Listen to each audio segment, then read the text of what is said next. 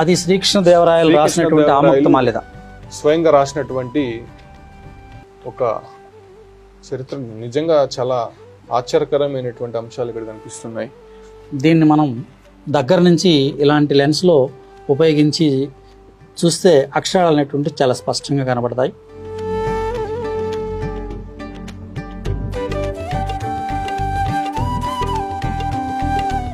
ఎప్పటికప్పుడు దీన్ని మీరు పరిశీలిస్తుంటారు సార్? ఎట్లా? ప్రతిరోజు వచ్చి ఉదయం వచ్చి చుట్టూ తిరుక్కుంటామండి. ఏదైనా ఎక్కడైనా సరే ఇన్సెక్ట్స్ ఉన్నాయా లేదా అనేటువంటి చూస్తాము. టెంపరేచర్ సరిగ్గా ఉందా లేదా చూసుకుంటాము. ఆ తర్వాత ఒక్కొక్క ప్రక్రియలో ఈరోజు ఇన్ని తాళపత్రాలు శుభ్రపరచాలనుకున్నప్పుడు మా వాళ్ళు వాటిని శుభ్రపరిచేస్తారు. అదేవిధంగా వాటిని డిజిటలైజ్ చేసి అక్కడ పెట్టేస్తాం. స్కాలర్స్ కానీ మేము కానీ ఈ తాళపత్రాల్లో ఏదో ఒక తాళపత్రాన్ని బాగున్నటువంటి దాన్ని ఎంచుకొని దాన్ని ఎత్తి రాసుకొని ఛందస్సు అటువంటివన్నీ కూడా సరిచూసుకొని అలాంటి గ్రంథాలని ముద్రించి సమాజానికి అందిస్తూ ఉంటాం. సిపి బ్రౌన్ లాంటి వాళ్ళు రాసినటువంటి లేదా పరిష్కరించినటువంటి హితోపదేశం, ఆముక్తమాల్యదకు వచ్చినటువంటి 8 రకాలైనటువంటి వ్యాఖ్యలు, నరపింగళ శకున శాస్త్రము, అలాగే సంకీర్తనలకు సంబంధించి, శతకాలకు సంబంధించి రకరకాలైనటువంటి గ్రంథాలని ఇప్పటికే ప్రాచ్య పరిశోధన సంస్థ 52 గ్రంథాలని ప్రచురించింది. ఈ సంస్థలో జరుగుతున్నటువంటి లేకపోతే వేరు వేరు ప్రాంతాల నుంచి రాసినటువంటి మంచి పండితులు రాసినటువంటి వ్యాసాలని ఓఆర్ఐ జర్నల్ పేరుతోటే మనం ప్రచురిస్తూ ఉన్నాం. సంస్కృతము, తెలుగు, ఇంగ్లీషు 3 భాషల్లో ఈ జర్నల్ అనేటువంటిది ప్రచురించబడుతూ ఉంటుంది. అనేక ప్రాచీనమైనటువంటి శిథిలావస్థలో ఉన్నటువంటి గ్రంథాలను కూడా ముద్రించేటువంటి బాధ్యత కూడా ఓరియంటల్ రీసెర్చ్ ఇన్స్టిట్యూట్ తీసుకుంది. ఇందాక మనం చూసినటువంటి తాళపత్ర గ్రంథం ఇలా పుస్తక రూపంలోకి వస్తే ఇలా ఉంటుంది. దాన్ని అందరూ చదవలేరు. ఈ పుస్తకాన్ని అయితే అందరూ చదువుకోవడానికి వీలవుతుందని ఇలా ఆ గ్రంథాన్ని ఇలాంటి ముద్రిత రూపంలోకి తీసుకొచ్చి సమాజానికి అందిస్తూ ఉంటాం. ఇది ప్రాచ్య పరిశోధన సంస్థ చేస్తున్నటువంటి బాధ్యతల్లో ఇది ఒకటిగా మనం చెప్పుకోవచ్చు. ఇక్కడ ఒక అంశాన్ని మనం గమనించవచ్చు. ఇప్పట్లో అంటే ప్రింటింగ్ మిషన్లు అంటే పేపర్ తయారు చేయడానికి అనేక సాంకేతిక పరిజ్ఞానంతో కూడుకున్నటువంటి మిషనరీస్ వచ్చాయి. బట్ అప్పట్లో ఈ యొక్క పేపర్స్ మనం ఒకసారి గమనిస్తే ఇవన్నీ కూడా చేత్తోనే తయారు చేశారు.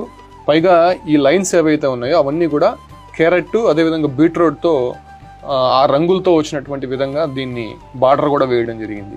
దాంతోపాటు కూడా ఇక్కడ రాసినటువంటి వాళ్ళంతా కూడా పూర్వీకులు దాన్ని కూడా వీళ్ళు ఇక్కడ తెచ్చి భద్రపరిచినటువంటి పరిస్థితి. సార్ ఏంటి సార్ పేపర్ ఏంటి చేత్తో చేయడం ఏంటి? కొంత ఆశ్చర్యంగా. అంటే ఈ రోజు మనకి రకరకాలైనటువంటి యంత్రాలు వచ్చాయి, కానీ అదివరకు ఏంటంటే ఈ వెదురు అలాంటి వాటి గుజ్జు ఉంటుంది కదా, ఆ గుజ్జునంతటిని కూడా పలసగా చేసి మనం ఇప్పుడు ఏ విధంగా అయితే పూతరేకులు ఉన్నాయి అలాగ ఉంటున్నాయో అలాగ మొత్తం అంతా కూడా కానీ ఒక చాప మీద పలచటి పొరలాగా చేసి వాటన్నిటిని ప్రెజర్వ్ చేసి అట్టే ఒక కొద్ది రోజులు ఉంటే ఇలాంటి రూపంలోకి వస్తాయి. దీన్ని హ్యాండ్ మేడ్ పేపర్ అంటారు, లేదా చేతితో తయారు చేసినటువంటి కాగిత ప్రతి. ఈ టెక్నాలజీ ఆ తర్వాత ఇది వచ్చినటువంటి సాంకేతిక పరిజ్ఞానం. ఇప్పుడు మనకి ముద్రణా సౌకర్యాలు అనేటువంటి వచ్చాయి కాబట్టి వీటితోటి అవసరాలు అనేటువంటివి లేకుండా పోయాయి.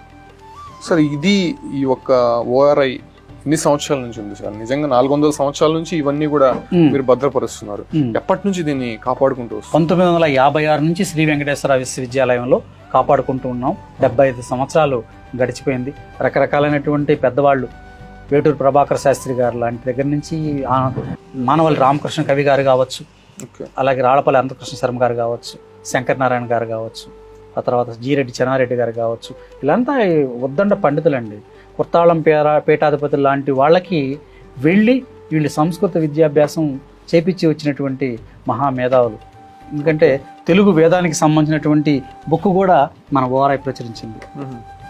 ఆముక్తమాల్యదకు సంబంధించి ఇంకొక వ్యాఖ్య ఇది.